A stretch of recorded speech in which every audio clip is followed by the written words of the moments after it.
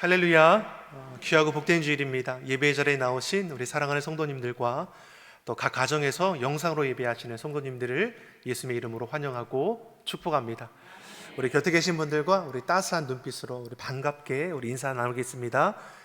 잘 오셨습니다. 반갑습니다. 잘 오셨습니다. 반갑습니다.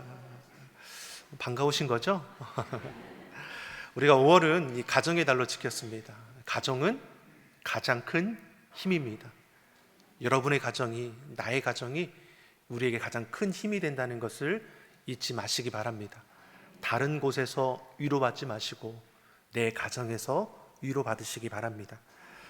우리가 계속해서 5월은 그 예수님과 함께하는 행복한 우리 가정, 우리 자녀를 위해서 기도했습니다. 5월만 이렇게 기도하고 끝나는 것이 아니라 우리가 계속해서 우리 가정과 자녀들을 위해서 기도할 수 있기를 바랍니다. 이제 6월은 우리 호국보훈의 달로 나라와 민족을 위해 기도합니다. 코로나19로 인한 어려움이 속히 지나가고 극복될 수 있도록 계속해서 기도해 주시고, 또 호국보훈에 맞춰서 우리 군복무하는 자녀들에게 우리 격려 선물을 준비하여 보내고자 합니다.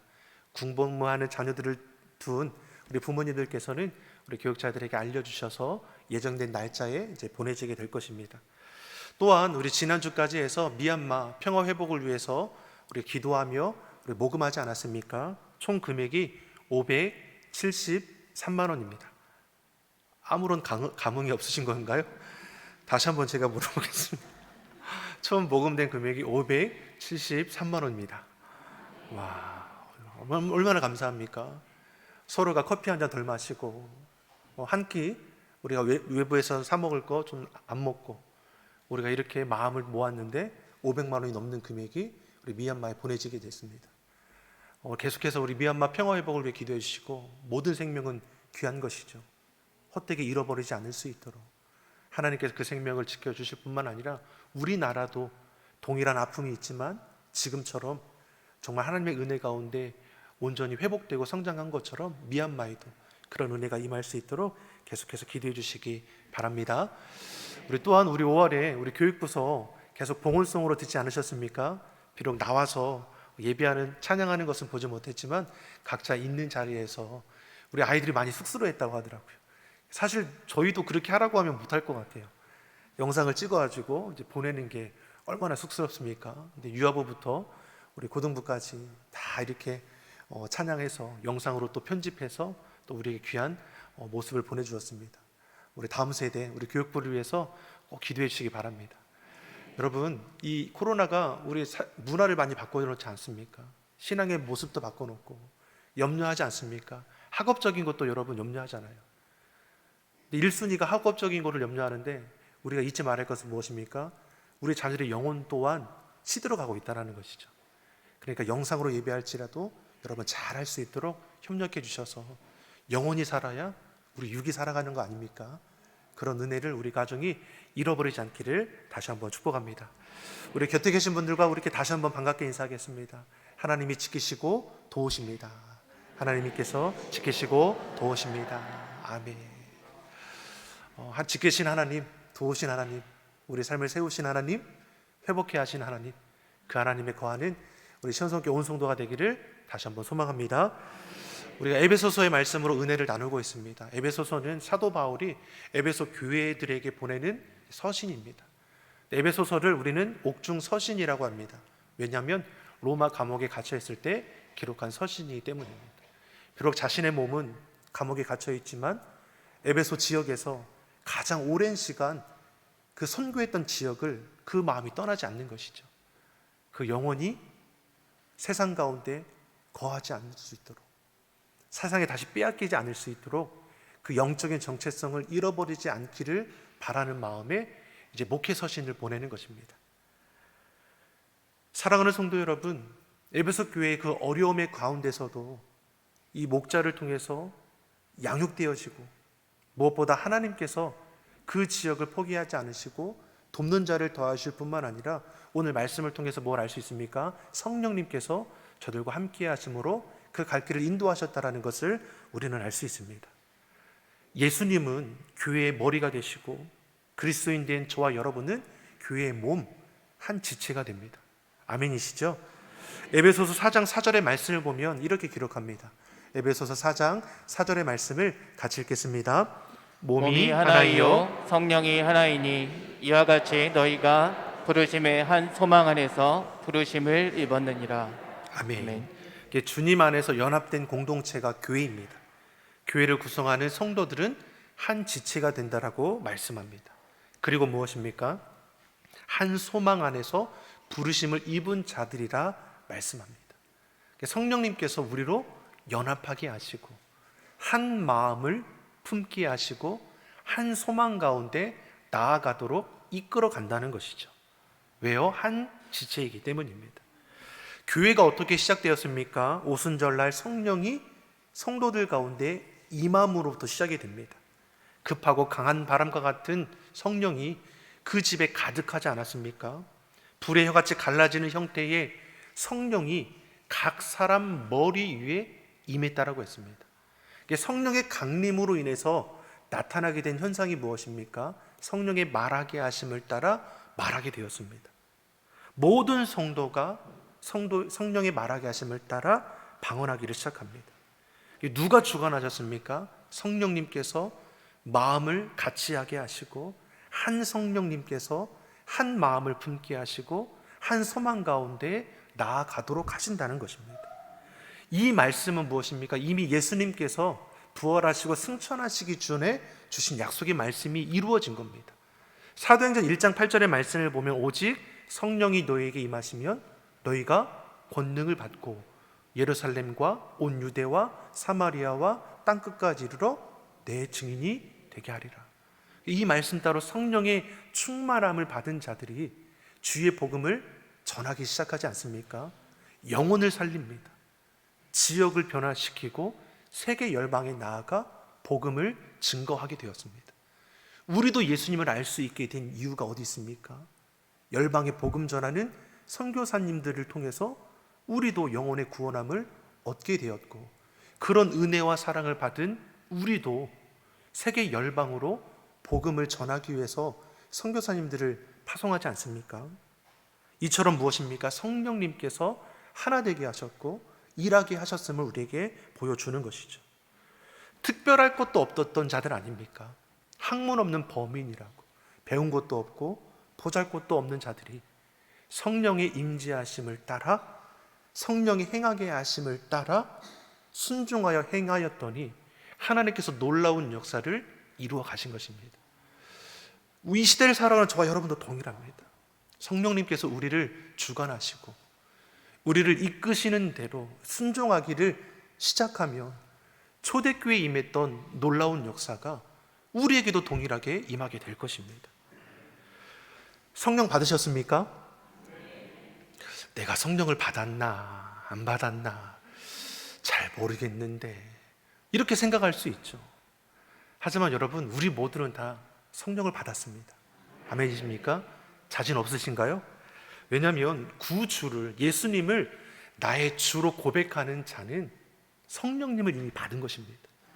왜 그렇습니까? 예수님을 나의 구원주로 고백할 수 있다라는 것, 내 이성적인 생각으로 가능하겠습니까? 결코 그렇지 못합니다.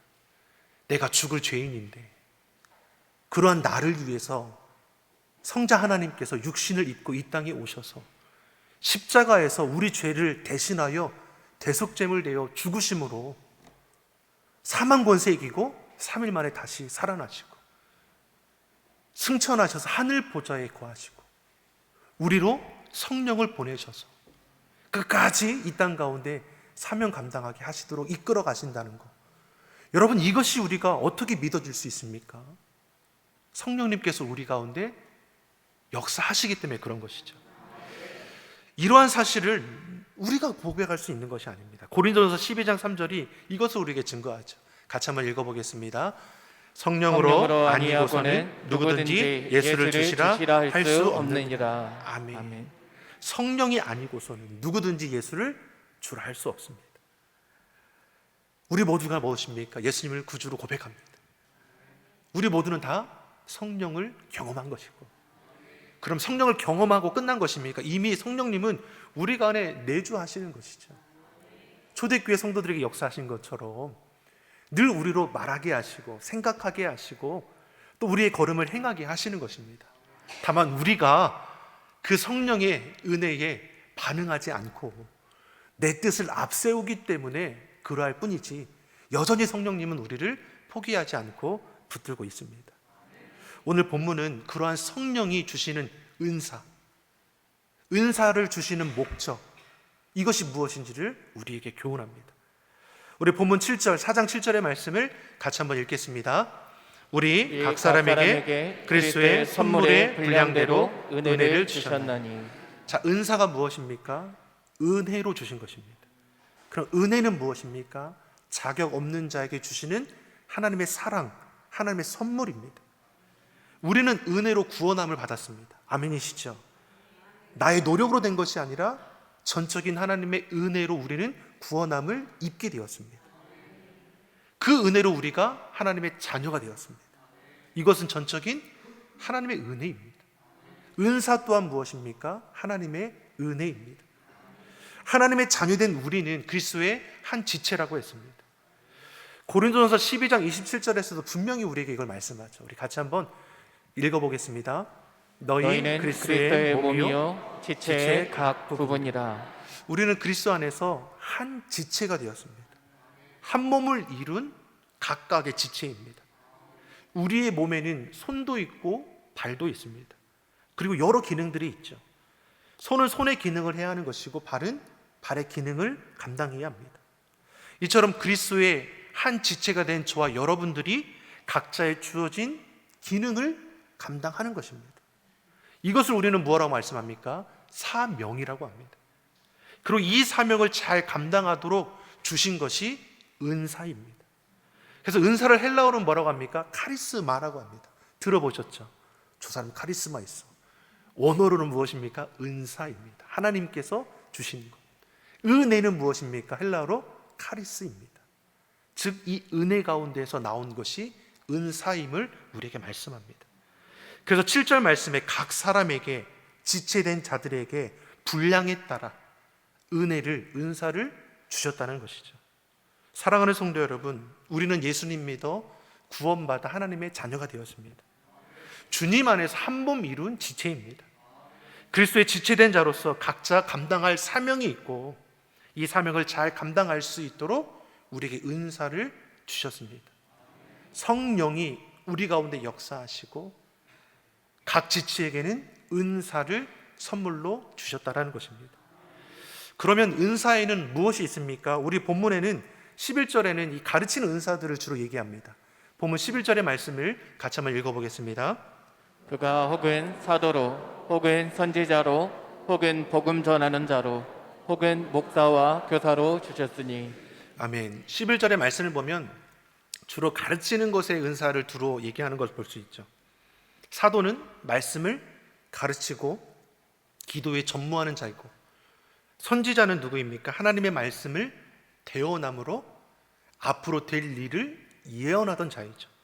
복음 전하는 자는 누구입니까? 지금의 선교사이죠. 예수님을 알지 못하는 곳에 가서 주의 복음을 전하는 자입니다. 목사는 누구입니까? 주의 몸된 교회를 섬기며 말씀으로 양육하고 성도들 목양하죠. 교사는 어떻습니까? 교육부서에서 또 구역 식구들에게 말씀으로 교제하며 신앙 성장을 돕는 역할을 합니다. 이들 모두가 무엇입니까? 하나님의 말씀을 전하는 것에 대해서는 똑같다라는 것이죠. 그런데 받은 은사에 따라 혹은 사도로, 혹은 선지자로, 혹은 복음 전하는 자로, 목사와 교사로 그 직무, 책임, 직책이 다르다는 것입니다. 고린도전서 2장 4절에 6절의 말씀을 보겠습니다. 이 부분에 대해서 우리에게 잘 설명해 줍니다. 같이 읽어보겠습니다. 은사는 여러 가지나 성령은 같고 직임은 여러 가지나 주는 같으며 또 역사는 여러 가지나 모든 것을 모든 사람 가운데서 역사하는 하나님은 같으니. 은사는 여러 가지나 성령은 같죠. 직임은 여러 가지나 주는 같습니다. 역사는 여러 가지만 그 역사의 목적은 하나님의 나라를 세워가는 것입니다. 은사와 직임, 직무, 직책이죠. 역사가 연결되고 있습니다. 은사에 따라서 우리는 사도로, 선지자로, 복음 전하는 자로, 혹은 목사와 교사로 직임을 감당하게 되는데, 이는 하나님께서 주신 은사요 직임으로 감당하는 우리를 통해서 누가 역사하십니까? 하나님께서 역사하신다 말씀하는 것입니다. 하나님께서 은사를 주신 것은 무엇입니까? 직임을 잘 감당하도록 주신 것이고, 잘 감당하는 그 사역자 일을 통해서 하나님께서 기뻐 받으신다는 것을 우리에게 말씀합니다. 다시 말해서 우리가 받은 이 직분이 곧 하나님이 내게 주신 은사이기도 하다라는 것입니다. 여러분, 그러기에 어떻습니까? 직분도, 내게 맡은 직책도 은사라고 볼 수 있다는 것이죠. 목사도 은사입니다. 전도사도 은사입니다. 장로도, 권사도, 안수집사도, 집사도, 성도도 은사입니다. 우리가 사회생활하는 가운데 사장도 은사가 될 수 있습니다. 교수도, 경찰도, 요리사도 직임적으로 은사라고 볼 수 있다는 것입니다. 그런가 하면 로마서 12장의 말씀을 보면 은사에 대해서 이 성품적인 것도 은사라고 말씀합니다.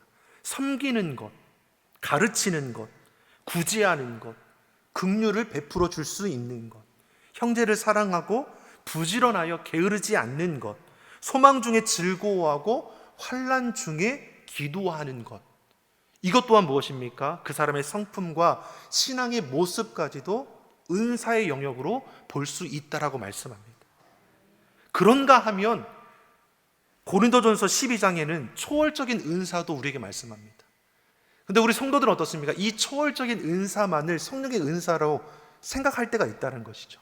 병 고치는 은사, 예언하는 은사, 각종 방언의 말을 하고 그 방언을 통변하는 은사, 우리는 이것만을 성령의 은사로 착각할 때가 있는데 어떻습니까? 성령의 은사는 참으로 다양하다는 것이죠.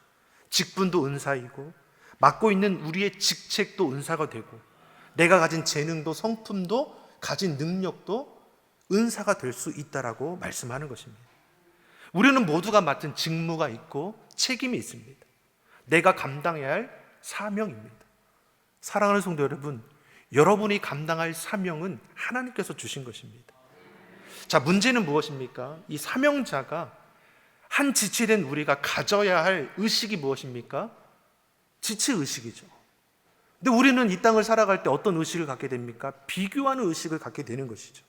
남의 것이 더 크게 여겨지는 것이고 상대적인 박탈감을 느끼며 살아가고, 그래서 내게 있는 것이 귀한 것인지도 모르고 지나간다는 겁니다. 누구는 사장이고 누구는 의사고 누구는 교수인데 나는 일개 직원이고 사원이야. 이게 무슨 은사야? 이런 마음들이 우리 안에 일어나는 것이죠. 그러니까 어떤 일이 벌어지겠습니까? 내게 주어진 은사에 대해서는 소홀히 여기게 되는 것이고, 그러기에 그 은사까지도 잃어버리게 될 수 있다는 것이죠. 성경은 우리에게 분명히 말씀하지 않습니까? 은사를 소멸하지 말라고 했습니다. 사도 바울은 이러한 부분에서 영적인 아들에게도 동일하게 권면을 합니다. 내가 받은 은사를 소홀히 여기지 말라는 것이죠. 디모데전서 4장 15절의 말씀을 같이 한번 보겠습니다. 디모데전서 4장 15절의 말씀 같이 읽겠습니다. 이 모든 일에 전심전력하여 너의 진보를 모든 사람에게 나타나게 하라. 아멘. 이게 무슨 말입니까? 받은 은사를 비교할 것이 없고 전심전력을 다해 진보, 발전해 나가라는 것입니다. 디모데도 복음을 전하는 자로 주의 일꾼을 귀하게 쓰임받는 자였으나 그도 처음에는 무엇입니까? 받은 은사를 비교하며 소홀히 여겼다라는 것입니다. 그러면 받은 은사가 하찮은 것이냐? 결코 그렇지 않습니다. 현재 내가 감당하는 자리에서 전심 전력을 다하게 되면 내가 받은 은사가 확장되지 않겠습니까? 우리가 누굴 위해서 이 사명을 감당하는 것입니까? 하나님을 위해서 감당하는 것이죠. 하나님의 영광을 위해서 우리가 최선을 다해 나아갑니다. 그럼 우리 지경을 하나님께서 어떻게 하신다 말씀합니까?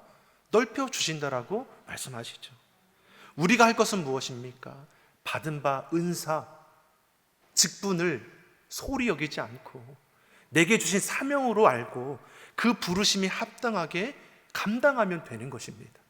비교할 것도 없고 내게 있는 것을 소홀히 여길 것도 없다는 것이죠. 다시 말해서 하나님의 영광을 바라보는 자는 내게 있는 것을 소홀히 여기거나 하찮은 것이라 생각지 않는다는 것입니다. 하나님은 우리를 비교하지 않으십니다. 우리를 있는 모습 그대로 바라보십니다.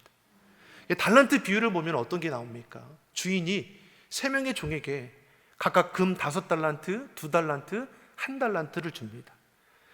이렇게 구분하는 것이 어디에 있습니까? 그 재능대로. 서로의 역량이 다르고 감당할 분량이 다르다는 겁니다. 많이 가진 자와 적게 가진 자, 많이 배운 자와 적게 배운 자, 각각의 그 분량이 다른 것이죠. 이는 서로 비교할 것이 없다라는 것입니다. 우리의 초점은 자꾸만 내가 가지고 있는 것을 바라보게 되니까 주의 은사를 잃어버리게 되는데, 우리가 바라갈 것은 무엇입니까? 내게 맡겨주신 분에게 우리의 초점이 향해 있어야 하는 것입니다. 많이 가졌다고, 여러분 많이 배웠다고 많이 쓰임 받는 것입니까? 적게 가졌다고, 적게 배웠다고 하나님 앞에 적게 쓰임 받습니까? 그거 아니잖아요. 각각 재능대로 은사를 주시지만 받은 은사에 전심전력하여 힘써 감당하면 진보, 발전을 이루게 되는 것이고, 그 영역 안에서 하나님께서는 놀랍도록 확장시켜 나가는 것을 우리에게 말씀하는 것이죠. 2달란트 받은 종에게도 5달란트 받은 종에게도 하나님께서 말씀하는 것이 무엇입니까? 착하고 충성된 종아, 내가 작은 일에 충성하였으니 내가 더 큰 일에 참여하게 하리라. 5달란트 받은 종, 그만큼을 남겼습니다. 2달란트 받은 종, 그만큼을 남겼습니다. 하지만 하나님께서는 5달란트 받은 자나 2달란트 받은 자나 동일하게 축복해 주시고 동일하게 영광 받아 주셨습니다. 사랑하는 성도 여러분, 내게 주어진 것에 감사하며 내가 할 수 있는 것으로 여러분의 사명을 온전히 감당할 수 있기를 예수님의 이름으로 축복합니다. 그러면 오늘 본문의 말씀에서 은사를 주신 목적이 있죠. 왜 우리를 은사를 주시고 사명을 깨닫게 하셨느냐? 오늘 그 세우신 목적에 대해서 말씀하는 것입니다. 본문 12절의 말씀을 같이 한번 읽어보겠습니다. 같이 읽겠습니다. 이는 성도를 온전케 하며 봉사의 일을 하게 하며 그리스도의 몸을 세우려 하심이라. 아멘. 아멘. 3가지를 말씀하죠. 성도를 온전케 하며 봉사의 일을 하게 되며 그리스도의 몸을 세우기 위해서 우리에게 은사를 주시고 사명을 감당하게 하신다라고 말씀합니다. 성도를 온전케 한다는 것이 무엇입니까? 이 말은 의학적으로 우리가 풀이해 볼 수 있습니다. 고친다는 것입니다.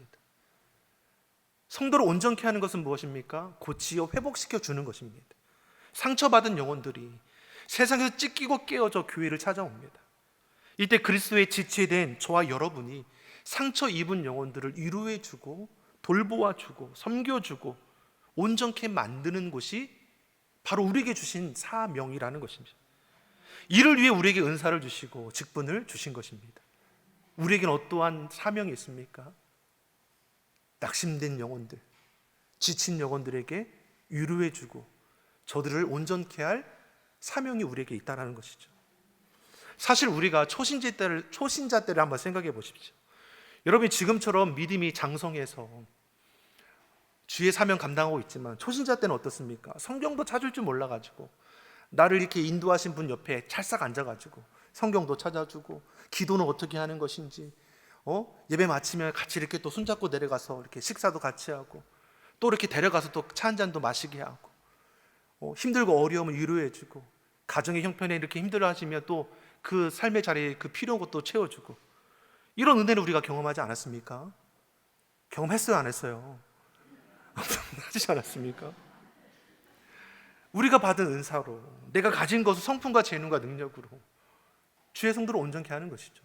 그런 은혜를 경험한 자가 초신자를 지나서 성장하고 성숙하여져서 자신도 동일하게 초신자의 그 연약한 자들에게 찾아가서 베풀고 나누지 않겠습니다?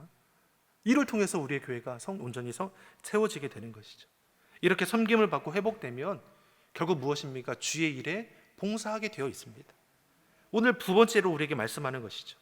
하나님께서 내게 주신 자리에서 내가 할 수 있는 것으로 하나님과 주의 몸된 교회를 세우는 일에 힘써지게 되는 것입니다. 찬양의 은사가 있다면 찬양들을 통해서 하나님을 영광 올려드리죠. 섬기고 나눔의 은사가 있으면 교회 안에 섬기는 일에, 구제하는 일에, 돕는 일에 최선을 다하게 됩니다. 누가 시켜서 하는 것도 있겠지만 그 마음이 이끌려가는 것이죠. 내가 받은 은혜에 감사해서 내가 무엇으로 하나님을 기쁘시게 할까 생각해 보게 되면 내가 잘할 수 있는 것을 찾게 되는 것이죠. 그래서 그 은사가 개발되게 되는 것이고, 개발된 그 은사를 통해서 이 나라를, 이 주의 몸된 교회를 세워줄 뿐만 아니라 하나님을 더욱더 기쁘게 할 수 있게 되는 것입니다. 이를 통해서 무엇입니까? 결국은 그리스도의 몸을 세워가게 되는 것입니다.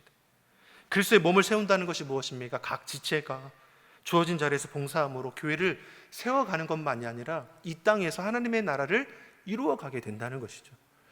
저와 여러분이 섬기는 이곳이 하나님의 나라가 되기를 예수님의 이름으로 축복합니다. 그러면 우리는 교회를 세우고 하나님 나라를 이루는 일에 정말 우리 희생하는 거냐, 나된 거 다 포기하면서 이렇게 하는 것이냐, 이렇게 물어볼 수도 있죠. 근데 그렇지 않다는 것입니다. 본문 13절이 우리에게 뭘 말씀합니까? 왜 우리에게 은사를 주시고 사명을 감당하게 하십니까? 13절의 말씀을 같이 한번 읽어보겠습니다. 같이 읽겠습니다. 우리가 다 하나님의 아들을 믿는 것과 아는 일에 하나가 되어 온전한 사람을 이루어 그리스도의 장성한 분량이 충만한 데까지 이르리니. 아멘. 우리에게 은사를 주시고 사명을 깨닫게 하심으로 전심전력하게 하신 이유가 무엇입니까? 우리로 온전한 사람을 이루어 장성한 분량에까지 다다를 수 있도록 하기 위해서라고 말씀합니다. 즉 내게 주어진 은사를 가지고 주의 일에 성실히 감당할 때 우리의 믿음이 자라게 되는 것이고, 우리가 성숙되게 되는 것이고, 우리의 삶의 자리가 하나님의 은혜 가운데 형통하게 됨을 우리에게 말씀하는 것입니다. 찬양대가 어려운 시기에도 마스크를 착용하고 매주 찬양합니다. 너무 감사해요. 뒤에서 보면 이 내기가 참 힘들 것 같아요. 그래도 최선을 다해서 매주 모여서 준비하고 나아가지 않습니까? 사명 감당하는 자에게는 무엇입니까? 그 사명 감당함을 통해서 주시는 은혜가 있습니다.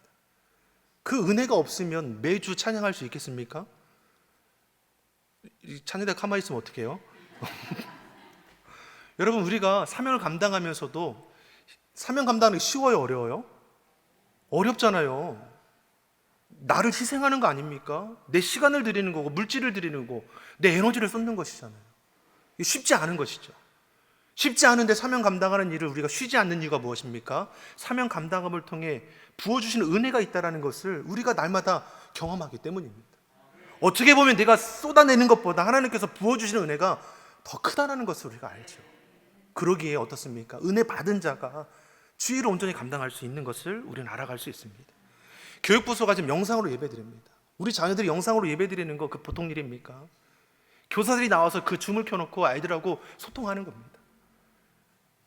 이걸 통해서 교사는 교사대로, 자녀는 자녀대로 그 안에서 부어주는 은혜를 경험하니까 그 다음 주에도 영상으로 예배 드리게 되는 것이죠.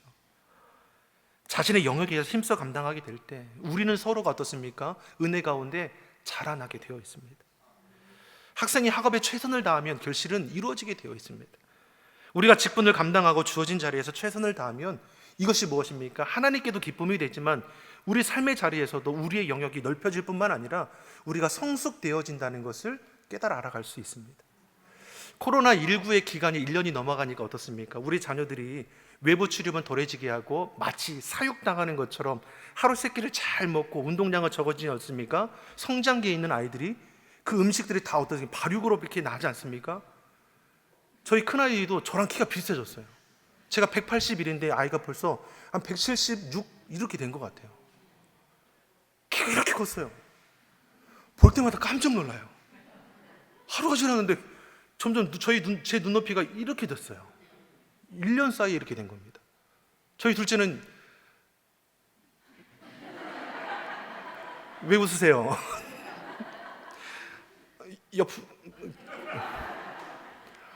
제가 이렇게 조심하려고 하는 게 그 이제 가정의 달에 이제 저희가 말씀을 전하지 않았습니까? 딸을 더 좋아하고 나는 저렇게 얘기했더니 저희 아이들이 가정에서 이 TV로 제 설교 계속 본 거예요. 예배를 드린 거예요. 어른 예배를. 그날 제가 집에 들어갔더니 저희 큰아들이 저를 본체만 채예요. 그래서 제가 눈빛을 제가 혹시 아내를 딱 보니까 당신이 설교 중에 했던 말을 생각해 보세요. 야, 이거 서운해가지고 오늘도 이걸 지금 2부 예배 때 들으면 저희 하연이가 내가 살이 찌긴 어디 쪘냐 얘기할 텐데 못 들은 걸로 그렇게 하고, 우리가 육적으로 성장하죠. 성장기에 있는 아이들이니까 어떻습니까? 잘 먹으면 커요. 잘 먹고 잘 자고 하면 커요. 근데 우리가 어떻습니까? 우리 영적인 것도 마찬가지죠. 잘 먹고 잘 자면 우리 영도 커요. 주의 말씀을 많이 먹고 우리 그 많은 말씀을 가지고 하나님께 이렇게 간구하고 또 예배의 자리에서 우리 신앙이 쑥쑥 자라게 되고 받은 은혜에 감사해서 내게 할 수 있는 것으로 사명 감당하다 보면은 우리는 장성해지게 되어 있다라는 것이죠. 근데 문제는 무엇입니까? 여전히 우리 안에는 어린 아이와 같은 습성이 있다는 것이죠. 본문 14절의 말씀을 같이 한번 읽어보겠습니다. 14절의 말씀 같이 읽어보겠습니다. 이는 우리가 이제부터 어린아이가 되지 아니하여 사람의 괴술과 간사한 유혹에 빠져 모든 교훈의 풍조에 밀려 요동치 않게 하려 합니다. 아멘. 결국 우리가 자라나는 데 방해가 되는 요소는 어디에 있습니까? 외적인 게 있지 않고 우리 안에 있습니다. 우리가 어린 아이로 있고 싶어 하는 것이죠. 자라나야 하는데 자꾸만 어린 아이이고 싶어 하는 거예요. 왜요? 어린 아이는 사랑받으니까, 관심 받으니까, 반면에 책임지지 않으니까, 수고하지 않아도 되니까, 사랑과 관심만 받고 싶은 우리 신앙의 어린 아이 같은 이러한 습성이 우리가 자라나는데 방해가 되게 한다는 것입니다. 야고보서의 말씀을 보면 성숙한 성도와 성숙지 못한 어린아이와의 그 성도의 신앙을 비교해 말씀하는 걸 볼 수 있습니다. 성숙한 성도는 시험을 만나게 될 때 인내하여 이겨내지만 오히려 그 시험을 기뻐한다는 겁니다. 여러분, 시험 당한 일 있지 않습니까? 문제를 만나게 될 때, 이 문제를 만나게 될 때 인내하고 이겨내고 오히려 이 시험을 두려워하기보다는 기뻐하고 있다면 여러분은 성숙한 성도입니다. 여러분, 성숙한 성도이십니까? 다 성숙한 성도이실 것 같아요. 두 번째로 무엇입니까? 성숙지 못한 성도는 무엇입니까? 이 시험을 만나면 불평하게 되죠. 참지 못하여 원망을 쏟아내게 됩니다. 어린 아이와 같은 것이죠. 못 참는 것입니다. 우리의 신앙이 이럴 수 있다는 것이죠. 성숙한 성도는 우리의 믿음이 행함으로 나타나게 되어 있습니다. 성숙하지 못한 어린 아이와 성도는 무엇입니까? 말뿐이죠. 그거 좀 정리해라. 네, 할게요. 그거 좀 해라. 네, 할게요. 말만 앞서고 몸은 그대로 있죠. 우리의 신앙이 그렇게 될 수 있다는 것이죠. 성숙한 성도는 말을 절제합니다. 함부로 말하지 않는다는 것이죠. 사람을 대할 때도 쉽게 판단하고 정죄하지 않습니다. 근데 성숙하지 못한 어린 아이와 같은 그 성도는 어떻습니까? 말에 절제가 없으니까 공동체에 그 아픔을 주기도 하고 사람을 대할 때도 쉽게 판단하고 정죄하게 되는 것이죠. 사랑하는 성도 여러분, 어린 아이와 같은 우리의 신앙은 자라나야 하는 것이죠. 우리가 사명을 감당하는 그 자리를 통해서도 우리가 회복이 일어나게 되는 것이죠. 우리 하나님께서 우리에게 바라는 것이 무엇입니까? 주의 은혜를 받아 사명을 감당함으로 너희가 장성한 분량에 이르러서 정말 이 시대에 하나님의 영광을 이루어갈 수 있는 그러한 세대가 되기를 우리에게 원하십니다. 우리에게 주신 은사를 주신 것도 우리로 어린아이와 같은 신앙에서 머무는 것이 아니라 이것을 활용해서 성장하기를 원하시기 때문입니다. 어린아이는 연약합니다. 그렇기 때문에 14절에서 사람의 괴를 속이면서 쉽게 넘어가게 되는 것이고 간사한 유혹, 간교한 술수에 쉽게 빠져들 수 있는 것이죠. 요동케 되는 것입니다. 이러한 어린아이와 같은 신앙에서 점차 성숙한 성도로 자라날 것을 우리 하나님은 바라시고 이를 위해 은사를 주시고 사명을 감당하게 하신다는 것입니다. 사명 감당하는 것은 단지 나를 희생하는 것이 아니라 이것이 나를 세워가는 것임을 우리가 기억할 수 있기를 바랍니다. 저와 여러분은 하나님을 바르게 믿고 주신 은사에 따라 사명 감당함으로 한 지체 의식을 가지고 서로 섬기며 그리스도의 장성한 분량에 이르기를 예수 그리스도의 이름으로 축원합니다. 기도하겠습니다. 사랑의 하나님 아버지, 우리의 연약함을 고백합니다. 우리에게 주신 은사를 발견하게 하시고 받은 은사로 주의 몸된 교회를 세우는 일에 수고하게 하여 주시옵소서. 우리 모두가 한 몸 이룬 한 지체임을 알고 서로를 돌아보게 하시며 섬기고 나누며 주님 안에 연합함으로 초대교회에 임했던 놀라운 성령의 역사를 이 시대에 이루어 가게 하여 주시옵소서. 무엇보다 우리 삶의 자리에서도 맡은 직임에 따라 솔선수범하게 하셔서 그리스도의 향기가 되게 하시고 우리의 영혼이 잘 되고 범사가 형통한 은혜를 누리며 살아가게 하여 주시옵소서. 감사드리며 예수님의 이름으로 기도드립니다. 아멘.